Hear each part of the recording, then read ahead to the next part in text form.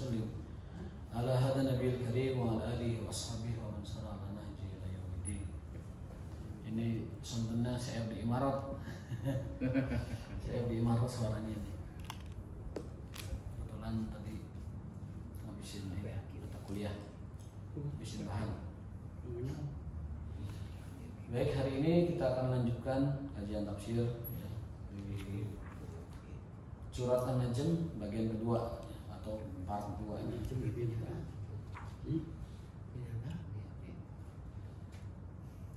An-Najm ya. Surat An-Najm ini secara keseluruhan berbicara tentang kebenaran wahyu. Berbicara tentang kebenaran wahyu, sidqul wahyu. Ya. Karena ada beberapa orang beranggapan bahwa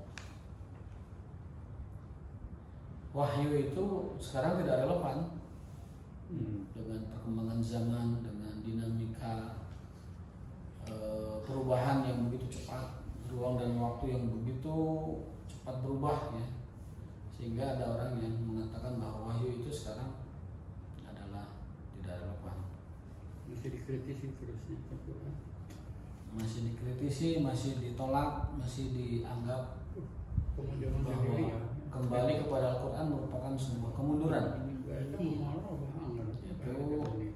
dulu diawali oleh gerakan intelektual oleh Snoop Horgrime.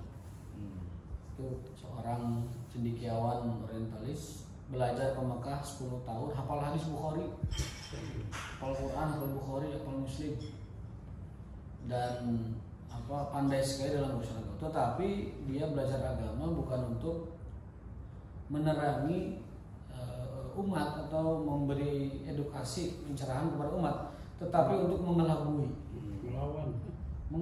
menipu umat gitu.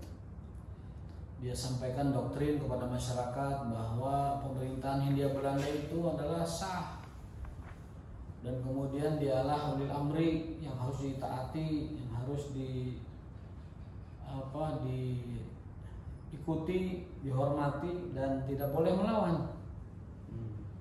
Itu kurang lebih intisari dari gerakan Snoop Horgrime itu lewat gerakan akademik atau cendekiawan muslimnya. Itu sebenarnya tujuannya adalah untuk melemahkan semangat umat Islam,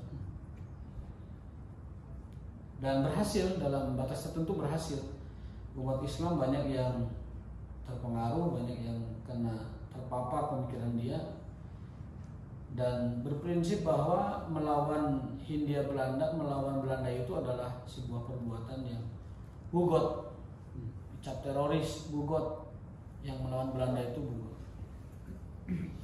Padahal Belanda sendiri datang ke kita sebagai penjajah, sebagai agresor. Walhasil istilah pejuang, patriot, dan teroris, bugot itu hanyalah istilah-istilah yang dimainkan oleh penguasa tertentu di zaman tertentu. Dulu masyarakat yang bergerak, ya, pahlawan-pahlawan pergerakan kemerdekaan itu ditunjuknya teroris. Siapapun orang Indonesia yang berbicara tentang kemerdekaan dicap teroris oleh Belanda. Kemudian Belanda tumbang, asbabnya karena kalah oleh Jepang. Jepang juga tumbang, asbabnya adalah karena diatum oleh Amerika. Walhasil yang memerintah Indonesia sekarang adalah pemerintah Indonesia. Kemudian menulis sejarah bahwa orang-orang yang dulu dicap sebagai teroris oleh Belanda sekarang disebut pahlawan dan pejuang. Jadi pada akhirnya sejarah itu milik yang menang, dan dia berhak dan bebas mencatat sejarah. Alhamdulillah, kesimpulannya bahwa kita sudah berhasil keluar dari penjajahan, keluar dari penindasan, dan menjadi negara berdaulat merdeka. Alhamdulillah. Maka nikmat ini kita syukuri dengan apa? Dengan ibadah. Falyabudu rabb hadzal bait. Beribadahlah kepada Allah sebagai bentuk syukur. Kenapa? Alladzi at'amahu min ju' wa amanahu min khauf. Karena dia telah membebaskan kita dari belenggu kelaparan dan telah membebaskan kita dari belenggu penindasan. Atas karena itu, maka cara mensyukurinya adalah falyabudu, dengan beribadah kepada Allah Subhanahu wa taala. Tidak dengan cara-cara yang lain. Tidak ada yang namanya syukur kemerdekaan dengan cara selain beribadah kepada Allah. Sekali lagi, tidak ada cara mensyukuri kemerdekaan yang paling tepat kecuali dengan falyabudu rabbana, beribadah kepada yang telah memberikan kemerdekaan tersebut. Nah, bagian kedua dari surat An-Najm ini adalah tentang tazkiyatun Nabi min kibalillah subhanahu wa ta'ala. Tazkiyatun Nabi SAW min kibali Allah. Garansi atau tazkiyah, testimoni Allah terhadap Nabi. Itu yang dimaksud dengan tazkiyatun Nabi min Allah. Atau boleh dengan bahasa kita garansi, testimoni ya, Allah terhadap Nabinya. Ini perlu agar kita menjadi pedoman bagi kita. Yang pertama, Allah menjamin dan menggaransi fi aklihi, bahwa seluruh yang dipikirkan oleh Nabi, seluruh yang beredar di pikiran Nabi itu mendapat garansi kebenaran dari Allah Subhanahu wa taala. Wa ma yantiqu anil hawa in huwa illa wahyun yuha. Wa najmi idza hawa ma dhalla sahibukum wa ma ghawa. Jadi apa yang berasal dari diri Nabi berupa pikiran, ide, ilham atau apalah, itu digaransi oleh Allah Subhanahu wa taala. Apa yang keluar dari beliau digaransi oleh Allah Subhanahu wa taala. Ini menjadi pedoman bahwa tidak ada yang ada di pikiran Nabi kecuali itu berasal dari Allah. Yang kedua, Nabi mendapat garansi dijamin oleh Allah Ta'ala bahwa lisan dan kalamnya selalu benar. Wa ma yantiqu anil hawa, selalu benar. Ucapan beliau, perkataan beliau, kemudian tutur kata beliau itu semuanya adalah digaransi oleh Allah Subhanahu wa taala. Kalaupun salah ditegur langsung. Berikutnya itu di ayat 3 ya, wa may yantiqu anil hawa. Berikutnya adalah garansi Allah tentang gurunya Nabi Muhammad SAW, yaitu Jibril alaihissalam di ayat 5 dan 7. Allamahu syadidul quwa. Dia itu Muhammad itu allamahu, diajari oleh syadidul quwa, malaikat yang paling kuat. Malaikat yang syadid al-quwa yaitu Jibril alaihissalam. Dumiratin fastawa dan seterusnya. Itu garansi yang ketiga. Nabi dijamin gurunya itu, yaitu Jibril alaihissalam, yang tidak pernah berbohong atau tidak pernah menyampaikan sesuatu yang keliru. Yang keempat, Nabi dijamin hatinya. Jadi Nabi itu tidak pernah punya hati, tidak pernah punya rasa, tidak pernah punya nurani, kecuali dijamin oleh Allah tentang kebenarannya, tentang kebersihannya, tentang kemurniannya. Jadi Nabi itu tidak pernah di hatinya itu ada hal yang negatif. Kan orang mah beda, Pak. Lihat teman berhasil, walaupun mukanya mungkin senyum, tapi belakangnya wah ya ke Gunung Kawi ya atau lain sebagainya, atau buat curang, atau dia mungkin ini foto segala macam, banyak yang pikiran itu tuh. Kalau ada teman berhasil itu sih banyak. Ada teman nikah lagi, segala lupa gitu. Kok bisa. Atau bahkan ketika menyampaikan solusi atau fatwa atau apalah gitu ya, orang-orang kita itu cenderung ada kemuyulan, ada kecenderungan hati. Bahkan harta itu dalam bahasa Arab kan malun ya. Itu akar katanya dari mala, artinya cenderung. Jadi sagala nu dipikahayang itu disebut harta secara bahasa ya. Mala yamilu mailan wa malun, artinya jamannya amwal, harta ya. Itu segala yang dicenderungi oleh jiwa, oleh nafsu, oleh keinginan. Nah, bahasa syariatnya secara istilah adalah segala hal yang dapat dikuasai dimiliki dan bermanfaat. Maka dalam Islam ada malun mutakawim, ada malun ghairu mutakawim. Harta yang tidak halal di dalam Islam tidak dikategorikan harta. Harta haram, harta syubhat itu termasuk pendapatan yang tidak disebut sebagai pendapatan, atau harta yang tidak disebut sebagai harta. Itu malun ghairu mutakawim. Walaupun hakikatnya dia adalah materi harta, tapi memperolehnya dengan haram dalam Islam itu bukan harta. Artinya tidak dapat dijadikan sebagai modal beribadah, tidak juga bisa dijadikan sebagai modal untuk menghidupi dirinya. Itu malun ghairu mutakawim. Jadi ada syaratnya, sesuatu itu diklasifikasi sebagai harta. Tidak semua yang ada pada manusia itu adalah harta. Ada syarat-syaratnya dia bisa menjadi harta. Tapi secara bahasa itu keinginan dan apa yang dikehendaki oleh manusia itu disebut sebagai harta. Nah, Rasulullah SAW hatinya itu dijamin oleh Allah. Tidak pernah terbersit hal yang buruk dalam diri Nabi SAW.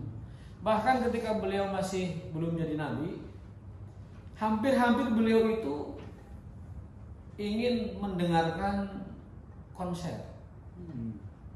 Jadi Nabi itu lagi apa? Lagi nyantai gitu ya. Ayo dari kejauhan tuh seperti konser. Gitu. Gitu. Sudah berkeinginan, oh kayaknya ramai tuh di sana gitu. Baru aja ngomong gitu ketiduran Nabi. Sampai sore. Dijaga oleh Allah Ta'ala. Jadi jangankan pergi ke tempat yang begitu, ada konser, ada musik sebelum, bahkan baru keinginan saja udah ditidurkan oleh Allah SWT. Jadi gerentas hatinya pun tidak ada yang buruk beliau. Ya? Itu siang. Siang. Udah nggak ada konser malam. Siang. Sudah maghrib. Menjelang maghrib beliau terbangun, udah selesai itu acara. Jadi beliau dijaga. Ya konser versi dulu ya, konser versi dulu. Jadi langsung beliau itu ditidurkan. Baru aja ada minat, kayaknya rame di sana, udah tidur. Fi basarihi ayat 17. Tadi fi fuadihi itu ayat 11, fi basarihi ayat 17. Jadi Nabi itu penglihatannya dijaga Allah. Tidak pernah melihat hal yang makruh atau lagi hal yang haram. Urang mah unggal poe. Makruh dan haram tuh unggal poe. Kalau tidak di TV ya di jalan. Naik motor di lampu merah ada aja. Nah, Nabi itu dijaga dari pandangannya dari hal-hal yang makruh ataupun haram. Dijaga akalnya, dijaga lisannya, dijaga sumber ilmunya, dijaga hatinya, dijaga pandangannya. Jadi panca indera Nabi itu terjaga. Siapa yang menjaga? Allah Subhanahu wa ta'ala. Tazkiyatun Nabi minallah Subhanahu wa ta'ala. Apa sih yang hendak disampaikan tafsir ini kepada kita? Begini, Nabi saja yang sudah dijaga panca inderanya, termasuk sumber ilmunya, itu mengajarkan kepada supaya kita hati-hati dan istiqomah. Apalagi kita yang nggak ada penjagaan seperti ini. Kalau dulu kita kenal ada Imam Syafi'i misalnya, pernah melihat bitis budak hidung, hafalan teh hilang separuh. Ketika beliau melihat ada budak hitam, ya, amatus sauda, budak hitam, tersingkap bitisna, itu zahaba ba'du hifdzi, zahaba ba'du hifdzi, separuh hafalan itu hilang, kacau, murojaah lagi. Itu yang lihat sekelas imam, nu ditinggalina hideung. Ayeuna urangna lain imam, nu ditinggalina bodas. Luar biasa. Yang lihatnya bukan kelas seorang imam, yang dilihatnya bukan budak hitam. Jadi tentunya lebih berat, gitu. Tentunya lebih harus wajib lagi kita menjaga kehati-hatian. Ada Imam Bukhari. Imam Bukhari itu kalau masuk pasar tutup telinga. Ada dalam mukadimahnya disebutkan itu. Dalam mukadimah Bukhari, disebutkan riwayat Bukhari itu kalau mau masuk pasar tutup telinganya karena khawatir suara orang pasar itu kerekam semua. Cabai hidung, tomat, tarasi. Urang mah ditulis ku emak, ya jangan beli ieu. Oh, di pasar teh. Ditulis padahal kadang. Nah, itu kelebihan-kelebihan mereka yang dari kalangan para ulama. Nah, jadi Nabi SAW, mengapa kita harus totalitas, harus habis-habisan loyal kepada beliau tanpa syarat? Karena beliau sudah mendapat garansi dari Allah. Pikirannya, matanya, gurunya, lisannya, hatinya sudah digaransi. Jadi tidak ada lagi syarat untuk mencintai dan mentaati ajaran beliau Sallallahu Alaihi Wasallam. Itu poin pertama dari surat An-Najm. Dari wa ma yantiqu anil hawa in huwa illa wahyun yuha. Muhammad tidak pernah berbicara dari hawa nafsunya. Apapun yang dia sampaikan adalah wahyu yang diterimanya. Kan begitu. Allamahu syadidul quwa, dia diajari oleh malaikat yang mulia Jibril alaihissalam, sayyidul malaika.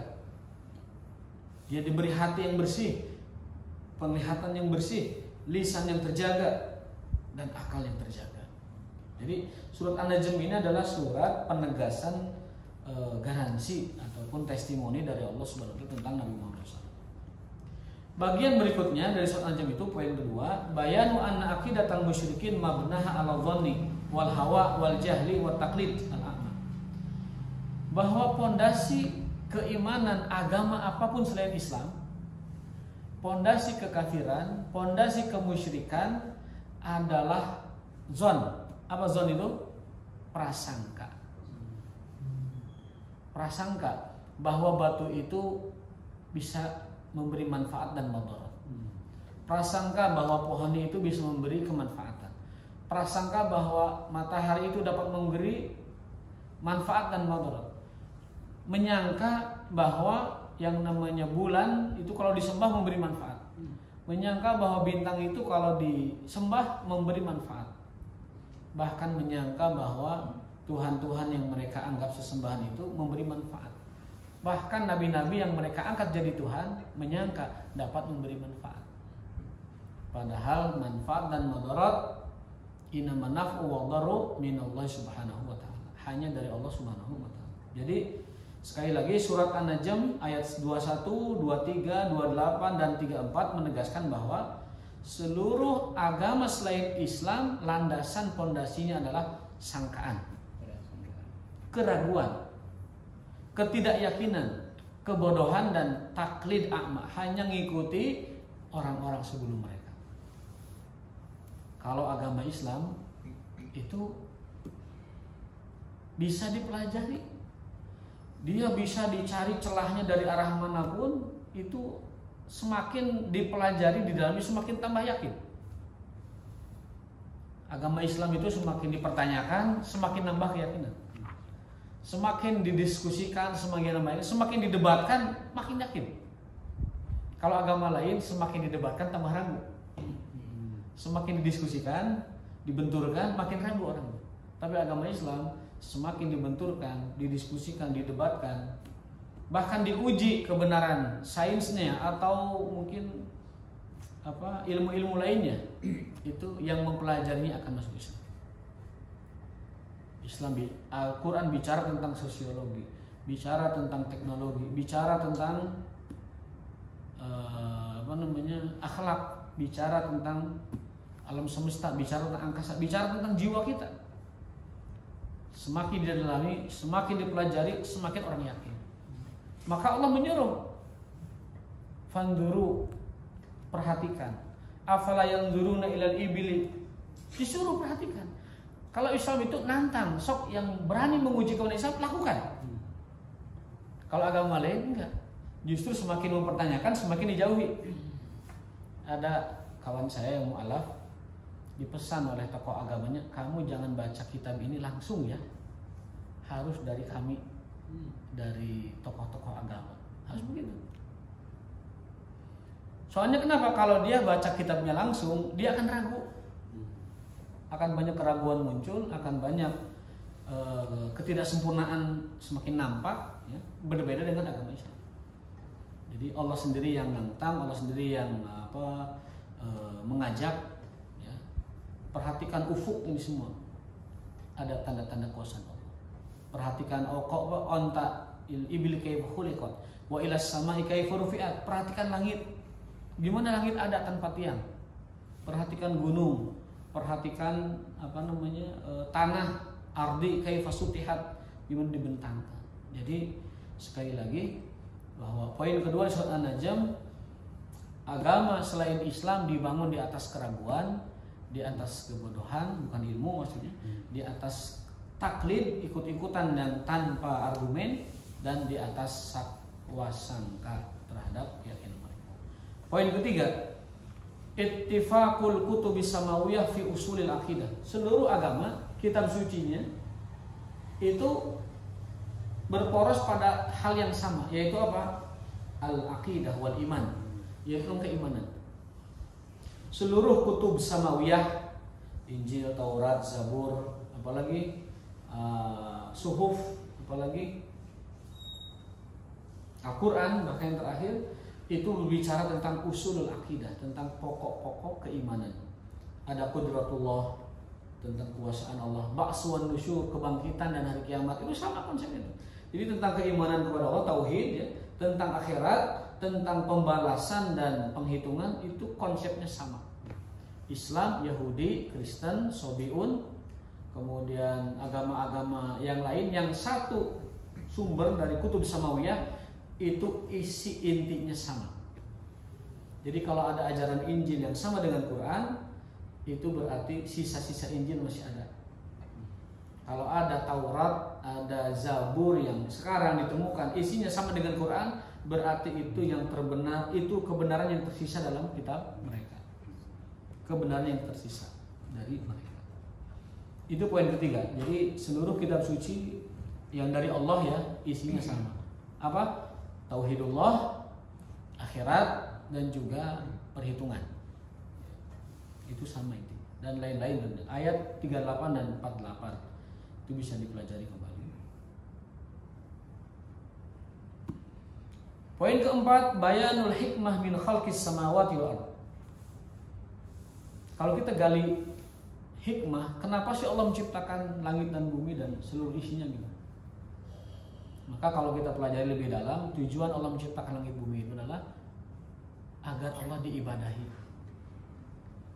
Agar Allah diibadahi dan tidak dipersekutukan. Karena sekarang banyak orang berkata yang tidak pakai argumen bahwa Allah menciptakan semesta ini adalah untuk seseorang, bahwa Allah menciptakan alam semesta ini untuk Nabi Muhammad, bahwa Allah menciptakan semua ini adalah berasal dari nurnya Nabi Muhammad. Semua hadis berkenaan dengan itu oleh para ulama disebut sebagai hadis yang tidak ada dasarnya. Allah menciptakan alam semesta semata-mata agar Allah diibadahi. Bahkan Allah menurunkan para rasul dan mengutus para nabi, para rasul itu semata-mata untuk mengukuhkan ini. Liya'buduhu wa la yusyriku bihi syai'an. Agar Allah diibadahi satu-satunya dan agar Allah tidak dimusyrikan, tidak disekutukan dengan apapun. Jadi saya kurang sependapat kalau ada pernyataan bahwa semua semesta ini diciptakan untuk Nabi Muhammad berdasarkan keterangan laulaka ya Muhammad ma khalaqtul aflaka. Kalau bukan karenamu wahai Muhammad, aku tidak menciptakan alam semesta. Saya pernah meneliti keterangan ini, hadis ini disebutkan oleh para ulama bahwa hadis ini tidak ada sumbernya. Boleh dikatakan ini hadisnya palsu. Jadi Allah menciptakan semesta itu untuk agar makhluk dan hambanya itu beribadah kepada Allah dan tidak menyekutukan Allah dengan apapun. Termasuk juga hadis-hadis yang berkenaan dengan Nur Muhammad. Setelah kita teliti, kita baca, walau kalau nanti ditemukan silahkan disampaikannya. Itu kebanyakan para ulama mengatakan bahwa ini berasal dari masyayikh sufiyah, bukan dari para muhaddisin atau para orang-orang yang ahli di bidang ilmu hadis. Wallahu a'lam bishawab. Kelima, poin kelima. Irdu atau ardu mahaliki ba'dil mukadzibin as-sabiqin lil i'tibar. Ketika Allah menceritakan tentang kehancuran umat-umat terdahulu, tujuannya agar jadi pelajaran buat kita. Karena kalau pelanggaran umat terdahulu itu terjadi lagi, maka hukuman pun akan terulang lagi. Jadi kita ini disuruh untuk memperhatikan nasib umat-umat terdahulu.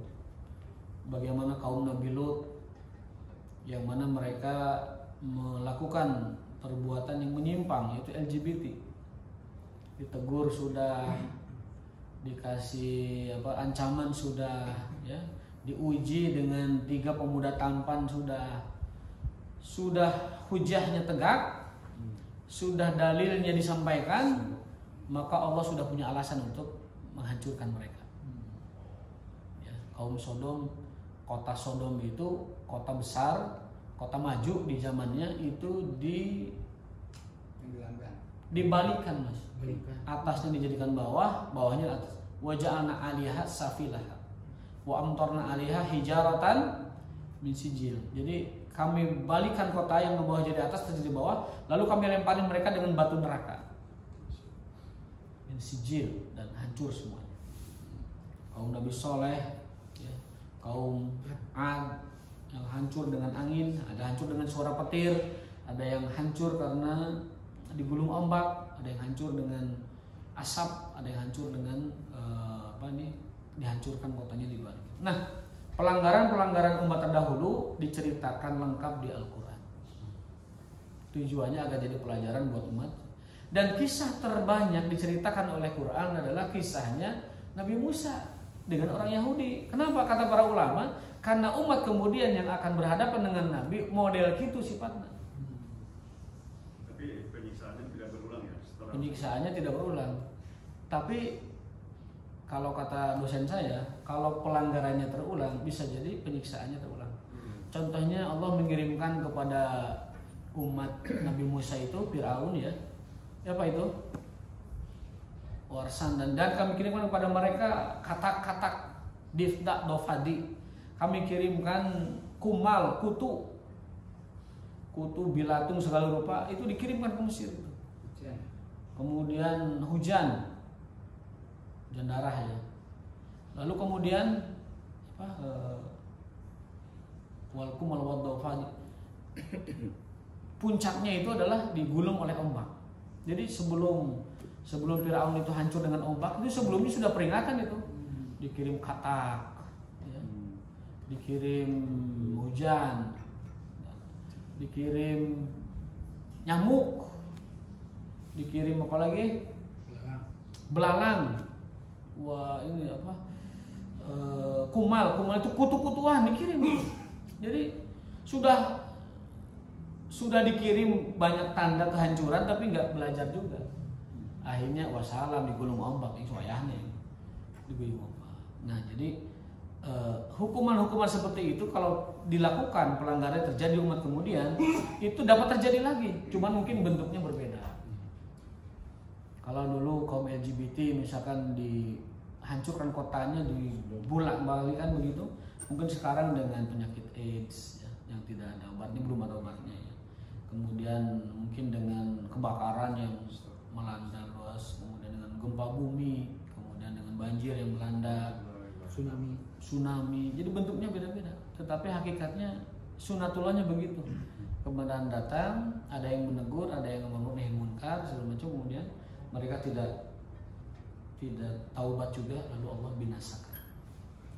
Jadi Al-Quran menyampaikan bahkan 95% isi Al-Quran tentang kisah orang terdahulu tujuannya agar orang kemudian ngambil pelajaran, ya. Dan perlu diketahui di Al-Quran di Al-Quran informasi tentang hukum dan syariat hanya 5%. Sholat, puasa, zakat, haji, apalagi itu nikah, talak, cerai, sosial, ekonomi segala macam itu hanya 5%. 95%-nya itu adalah kisah. Apa maksudnya? Maksudnya adalah ajaran hidup, nilai-nilai hidup untuk dijadikan sebagai pelajaran bagi umat setelahnya. Jadi kalau kita perhatikan garis besar Al-Quran, ternyata yang dibangun oleh Quran itu apa? Peradaban. Bukan sebatas menghukum orang yang salah gitu. bukan sebatas nyuruh orang untuk zakat puasa, bukan sebatas orang nyuruh ibadah, enggak. Kalau kita lihat lebih luas makna Al-Quran secara keseluruhan, baik dari sejarahnya, hukumnya, nilai-nilainya, kaidah-kaidahnya, itu kita akan menemukan sebuah kesimpulan bahwa yang dibangun oleh Al-Quran itu adalah peradaban. Bagaimana masyarakat beriman kepada Allah, menjalankan hukum Allah, menegakkan aturan Allah, keadilan, hukum, kesetaraan, tidak ada yang dizolimi dan sebagainya. Itulah yang ingin dibangun oleh Al-Quran. Makanya menurut para ulama tidak ada dalam Islam baik ayat atau hadis format baku atau bentuk baku tentang sebuah kekuasaan. Yang penting tadi pemerintahan tersebut, negara tersebut membangun peradaban. Hukumnya Allah yang ngatur hukum Allah. Kemudian keadilan ditegakkan, syura'nya ditegakkan biar ada hak masyarakat di situ. Dan yang keempat adalah hak warga negara dijamin. Casingnya bebas. Casingnya bebas, mau kerajaan, mau monarki absolut, mau monarki konstitusi, mau keemiratan, mau kesultanan, mau khilafah, mau demokrasi, mau republik, mau federal, mau serikat, tafadholu, silakan. Jadi jangan lagi ngutak-ngatik itunya.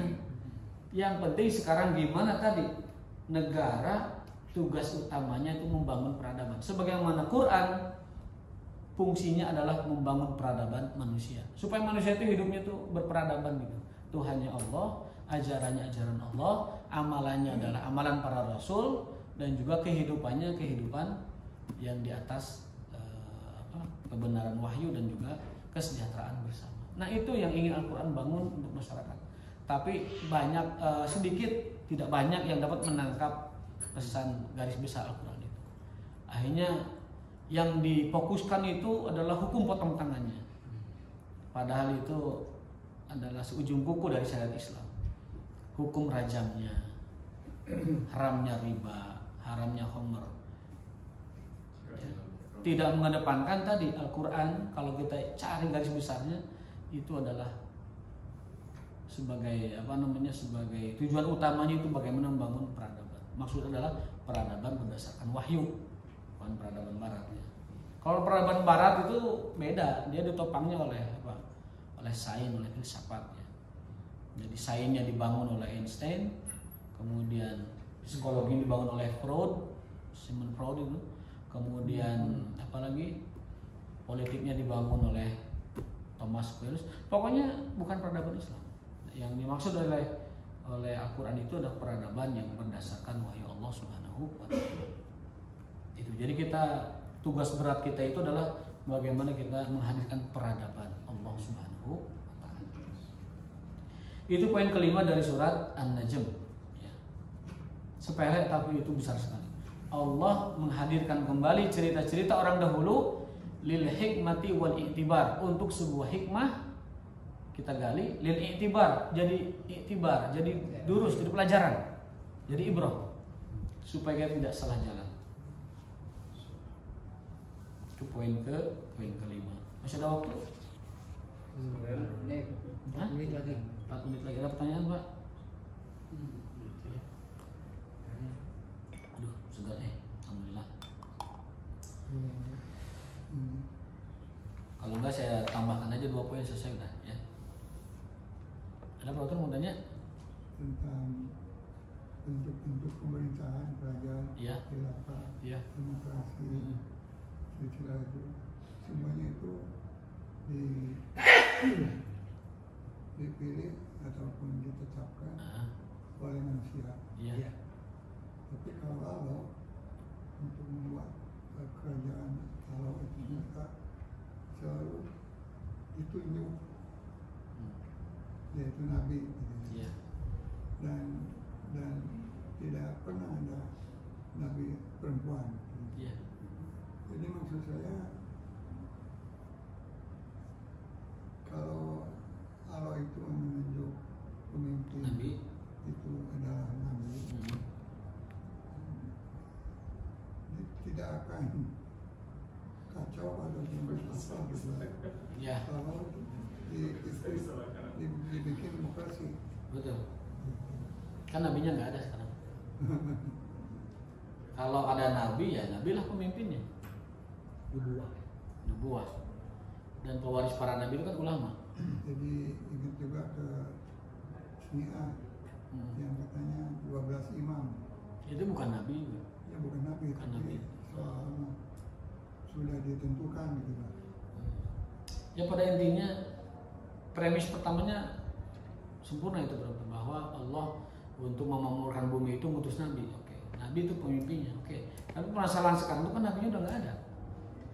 Nabinya udah nggak ada. Yang kita sekarang bangun itu nilai-nilai kenabiannya.